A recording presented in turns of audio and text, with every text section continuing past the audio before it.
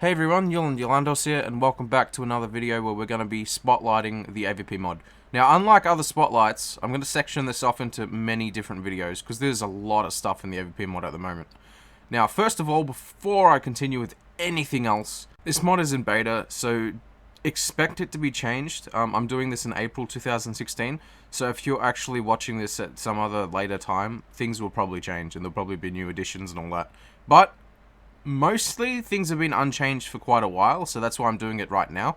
Also, guys, be sure to leave a comment in the comment section on which section of the mod I should review next. This section's going to be about power. So as you can see, I've got power generation, blah, blah, blah, blah.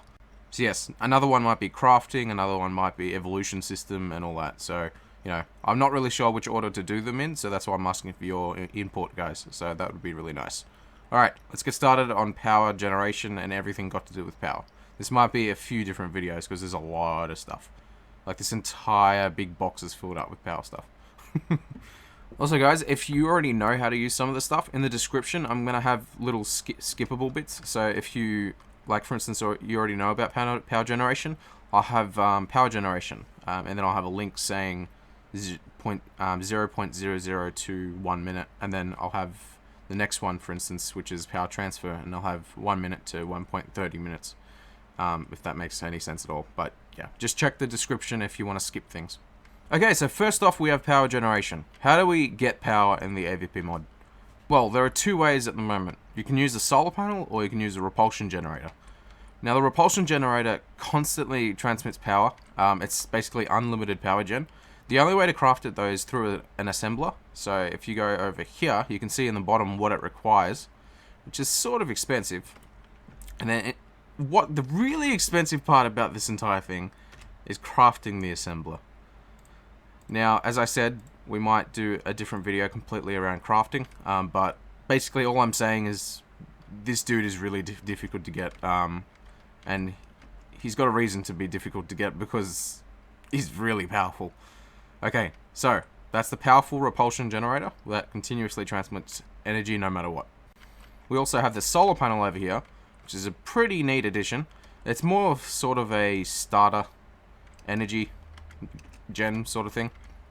What's neat about this is if I put my cursor over here, you'll see it slowly moving with the sun, which is really cool. How cool is that? Oh my god. So it follows the sun as the time of day changes. So obviously this thing's going to stop transmitting power at nighttime because there'll be no sun. And I think it's meant to be implemented very soon, but if you put something above the solar panel, it will stop transmitting power because it can't access the sun. Obviously right here it's accessing the sun sideways, but the main idea is the sun's always in the air, like on the top, so if you cover it up it won't get any power. But yeah, that might not be implemented yet, but it will be. Also, here's the crafting recipe for the solar panel. It's pretty easy compared to the repulsion generator.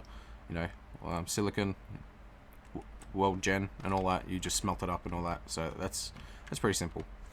Okay, that's about it for power generation. Those are the only two at the moment. And yeah, that's it. We'll move on to the next bit. Power transfer. Okay, so power transfer is pretty straightforward. You've got these power lines that you can connect to the generators.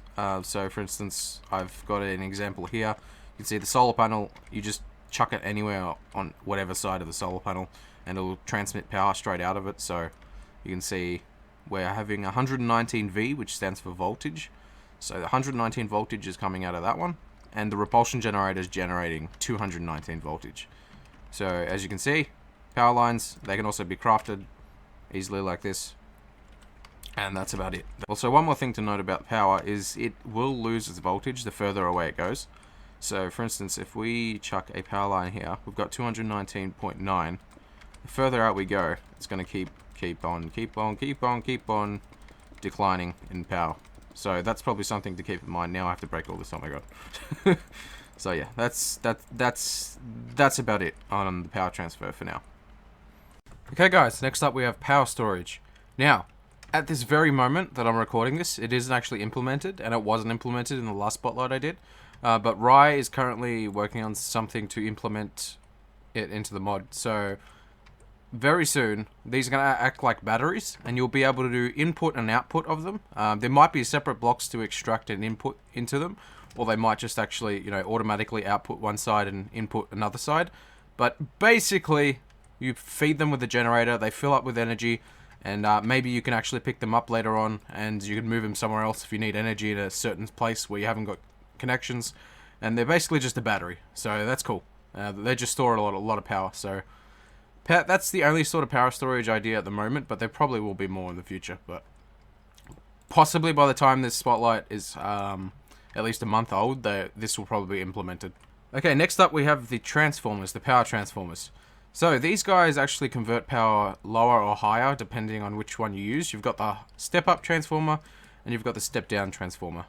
So, for instance, in the future, when there's some sort of functionality with certain machines will need a certain amount of power to run. If they receive too much power, they will explode. If they receive too little power, they won't work. That's the basic premise. And these guys are basically what's going to decide on, you know, how much power you need to feed into a machine. So the way these work is you get a generator, power line, and then you need to feed it into the green side, which is the input. So you can see a little green square there. Make sure the red side is the output, and you can see we have 219 volts coming in and 243 volts coming out. So that was a step-up transformer. Same thing is done over here. So if we rotate it, that's the wrong way around, and then we just keep rotating until you've got the green on the input, red on the output, and then you've got 219 volts coming in and 195 volts coming out. So that is basically the entire premise with these guys. It's to control the amount of power you're outputting. And also, since I'm just a idiot sometimes, I don't really explain how to do things. To rotate them, you just right-click. You're probably better off right-clicking with an empty handle, otherwise that sort of thing happens. So yeah, that's how you rotate. Okay, next up we have how to use power and how to connect it and all that. I mean, we've already explained how to transfer it and mostly connect it, but different machines require like certain areas to connect.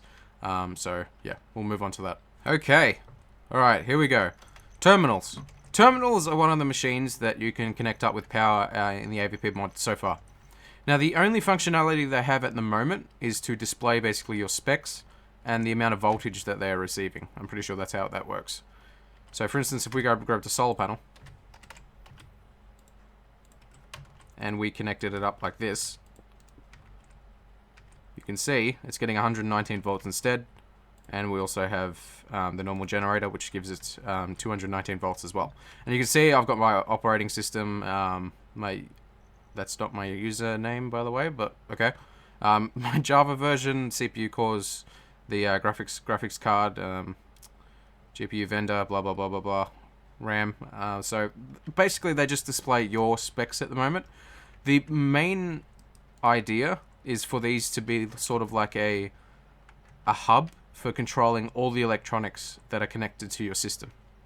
So for instance, let's just say this thing is electronic and this thing spawns, it doesn't actually spawn anything, but let's just say this cool machine spawns red lights. So we connect it up with the power lines like that and make sure it's all connected to the same grid. Basically, you'd be able to control that thing with this terminal. So that's the main premise, and you could do it with multiple things. Like this could be like linked off to like absolutely everything, and you can control the entire thing with this one terminal. So that's how that works. Now these terminals, I don't think, it doesn't really matter where you connect it as long as it hits the hitbox. So if we check here, the actual hitbox is around there. So as you can see, so if we want to power it up, there you go. Doesn't really matter where you connect it. Yeah, so that's cool. They also have sort of like a mini multi-block feature where if you place them all like 3 together or 2 together, they won't curve in and they'll like extend out. So that's cool. Okay, so that's about it on the terminals for now. I'm really looking forward to when they get implemented in a really strategic way with the, you know, being able to control all your electronics with one terminal. So that'll be cool. Alright, next up we have the blast doors. Now these blast doors, I've gotten a lot of questions about the blast doors. Now, we're about to talk about them. So the blast doors are another machine. I mean, you could count them as a machine. They only work when you power them. And at the moment, it's not meant to be implemented like this, but at the moment they only power up if you have them right underneath this hitbox on them. So at the moment they can't actually be. Oh wait, okay, never mind. They never used to be rotatable, but now they can. Oh god. Anyway, yes. Wherever you place the blaster at the moment, that's where you need to put the power generator under. So for instance, see I placed it there, and I need to grab the generator and put it under there, then right click, and it opens up. And if I place it this way, or not, I need to power it under this bit. So that's not how it's meant to work. It's meant to work in such a way that it doesn't matter. Where did it go? Okay, that was weird. I have no idea what's happening. What is happening? Why is my blast door gone? I had it there for example. It's gone now. Be right back. Okay, I fixed it. Anyway, the basic premise is you can connect it anywhere, but at the moment it only works under where you placed it. So usually the bottom right or the bottom left, depending on, as I said, where you place it. So there or under here, since I placed it backwards. So yeah, and without power these will not work. So that's pretty interesting. There's also something that I was nearly about to forget to mention. There's something called the what's it, maintenance jack, which you can pry open an unpowered blast door, and as you can see it closes if you don't hurry up. So if we could go like that and then we go through, ta-da, it's open. So I'm not entirely sure how to close it, but oh well. That's cool. So yeah, I think you can craft this stuff as well. But as I said, I'm not really going to show much of the crafting. Might do a separate episode on that. So yeah, that's essentially what blast doors do. So if they are powered, they're perfect for good doors. So ta-da, you can close and open them. Okay guys, next up we've got the two exciting things I reckon that need power. We've got the Crier tubes and the Sentry Guns, but we're going to do the Sentry Guns first. So if we hop into the Sentry Gun room, first of all, Sentry Guns can be powered from every direction. It's not, I don't think it's meant to be like that. It's meant to only be underneath, but at the moment they can be powered from every single direction. So for instance, I'll just get rid of that and it should still be powered. Now a laser is meant to emit when they're powered, but that's currently broken at the moment. So that will be implemented later on. It already was implemented, but yeah, as I said, it's broken. So yeah, that'll be implemented very soon. I would have waited for Rye to fix it, but I'm sort of going insane not being able to record a YouTube video because the server's been down with my YouTube series. So that's the other reason I'm doing this ahead of time. So anyway, this looks so complicated, doesn't it? Oh my god. Alright, let's start off with how do we give it ammo. Alright, so you need submachine gun ammo to feed it. So if we grab some submachine gun ammo, I don't know, let's grab a stack maybe. There we go. You can either chuck it at it and it'll instantly feed into it, or you can right click on it and put it in there. So that's cool. So yeah, as long as it's got ammo and power, it'll start shooting. Alright, next up. Do we want to do target? Well, yeah, we'll do targeting system first. It's like I'm asking you what we want to do, but you can't really answer, so I'm just going to do whatever. Okay, so to be able to scroll down this is the area where you target the things you want to kill. So for instance, let's actually get rid of any eye because it's being really retarded. If I press O, there we go. So say I wanted to make this Sentry Gun shoot, I don't know, maybe a horse. And make it not shoot a chicken. First, I'll just see what the examples I have in here. Yep, chicken and horse. Okay, so we'll find a horse. So you click the plus button and minus button to... So minus means it won't. Once you press minus on the thing, it won't target anymore. Once you press plus, it will target. And you'll see it's in red as well, which means it's going to target that. So, let's go find chicken. And we'll make sure that's on minus. So if it isn't in like a red outline, it's not going to be targeted. So now what's going to happen is one of these will die, one of these won't. Horse, chicken. Chicken's completely safe because it's not on the list of things being targeted. Another horse, another horse, and another horse, and another chicken. So as you can see, you can be very selective about what you want it to shoot. And it will take up ammo real time. So just keep that in mind. Okay, continuing off the targeting sort of stuff. Once you've set up a targeting template, like for instance, let's say we only want to shoot the Ender Dragon and the Guardian of Gaia, which is just from different mod, don't worry about it. And an Xenomorph Runner Warrior. Okay, say we want this exact setup on that turret over there as well. Well, we need to grab an NBT drive, which is just, it's like a saving disk. So you just right click on the turret, access its inventory, put the NBT drive in the NBT slot, click save. Oh my god. Alright, sorry about that. I crashed, beta. This happens in beta mods, beta versions of mods. So say I want to, for instance, select the village and snow golem to be the only things that will be attacked. And I want to save that to a template. So we'd grab an NBT drive, which we already got here. Put the NBT drive in the NBT slot, save. And just keep clicking it, just to make sure. There's no animation for it at the moment, so just keep that in mind. So that's saved to the drive. Now if we go over here, and we have a look, we can see that this thing's targeting drones, horses, marines. Now if we load the NBT drive from the other setting, you can see villager and snow golems are the only ones being targeted on this one as well. So this is how you can mass produce settings for, say you had like 30 sentry guns. You just go into each one, load this NBT drive. So for instance, we got another one here, another one here, another one here. And we, instead of going into each one individually and selecting which one we need, NBT drive, load. Just take it back out. NBT drive, load. Take it back out. NBT drive, load. And then take it back out. That's how it works. So as you can see, they're all targeting the exact same thing. So that's sort of a template thing. So I just saw Ender Dragon at the top. I'm scared. But anyway, yes. Just to prove that this is working, see exactly which one we targeted. Villager and Snow Golem. So if I'll quickly just power these off camera. Okay, so all these are powered up now. So if I spawn a chicken, he'll be safe. If I spawn a Snow Golem, all of them will turn to shoot the Snow Golem. Poor Snow Golem. He is dying. Much sad.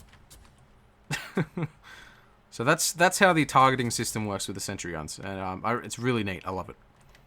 Alright, next up we have upgrades. Now, these upgrades are currently not working as expected. They are meant to be working, but again, beta. And things constantly break. Each time Rai puts out a new build, it will break other things, which is why it needs to stay in beta for like a certain amount of time. Because, he fixes one thing, another thing breaks. He fixes that thing, another thing breaks. So anyway, I'm going to tell you the main idea of these upgrades, because I was speaking to him about it. So, these are the upgrade slots over here. The PCI slots right here are the upgrade slots. That's where you put in all the upgrades. Now, there's two types of upgrades. There's the microprocessor and the 7-segment LED display. And the microprocessor, at the moment, it's not actually going to, but you should be able to put these in. They stack as well. The more you put in, the more faster the turret turns. So for instance, if I spawn the golem over here, wow, that worked. Okay, never mind, it's working. Whoa! See how fast that one's turning? Choo! I think I'm lagging a bit though, because, yep. That's so funny. So as you can see, it's turning really fast. And if we remove half of the processors, he moved a little bit slower, remove another half. Remove another half, he's moving a bit slower, remove another half. He's moving slower. So as you can see, the microprocessor is actually working. That must have been fixed in just the latest update. The LED segment display is meant to be a holographic display that shows you most of the features, like how much ammo you got left and the power and all that. It's meant to be a holographic display that shows up. At the moment, it's not, but it will be. So that's going to be really cool. Okay, so that's about it for the Sentry Guns. There probably will be more upgrades, and there'll be a lot of fixes as well. But yeah, as I said, I'm just pushing out this video because I'm going insane from not being able to record a YouTube video. So yes, sorry, Rai. Cool. And also, one more thing, you can put as many upgrades as you can fit in there. So you got the processor and the LEDs display. So if the LEDs display is working, it'd be there, and the processor would be there too. So yeah, that's how it works. All right, let's move on to the last thing, which is the cryostasis tubes. Okay, so next up we have the cryostasis tubes. Now, first of all, to power these, you can plug it into any side, as long as it's touching the hitbox. So if I chuck it up here, maybe, if it's going to let me. It's not actually going to work like that, but if I chuck it here, the hitbox is actually here, so it's going to power there. Now, obviously, that's not the way it's meant to work, I'm pretty sure. But basically, yeah, if you want to power them, just mostly from the bottom seems neat, or you can do it at the back if you really want to. It's probably even better at the back. So, the way these work is, if they are powered, the thing you put inside them will never come out. So if we put a facehugger in there, as we can see, facehugger, screenshot. I always like taking these screenshots, they're cool. So as soon as we unpower this, the glass is going to start to break and he will escape. So it isn't immediate, but it will eventually happen. So as this is happening, I don't trust it. As this is happening, I'm going to explain how to get bigger cryostasis tubes. Now, at the moment, the only way of acquiring the biggest cryostasis tubes is, well, there is no way. I mean, you have to chuck in a certain type of mob, and it will adjust according to whether or not that mob is registered for a bigger cryostasis tube. And, oh, there's a crack. We see a crack. Okay.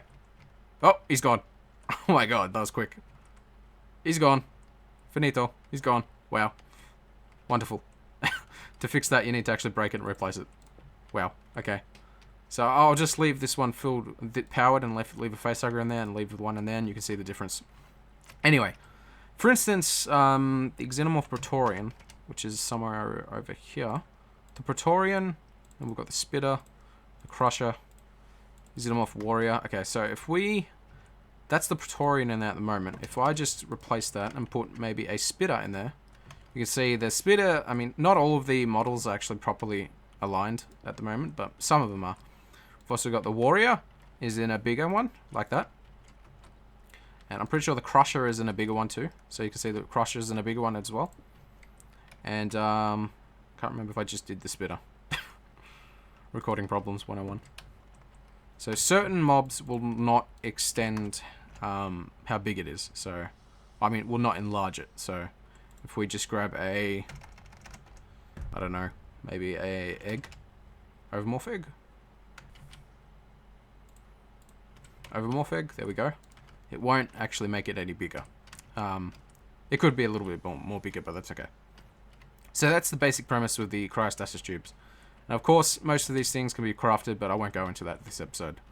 So, that is about it for the power situation in the mod. There are going to be new things, I guarantee it. I've seen some of the ideas that that have been being flung around in the Skype chat and all that with the mod. There's going to be some really cool things, like ridiculously awesome things that are going to be added. But I will do a separate video for them once they accumulate to a certain degree.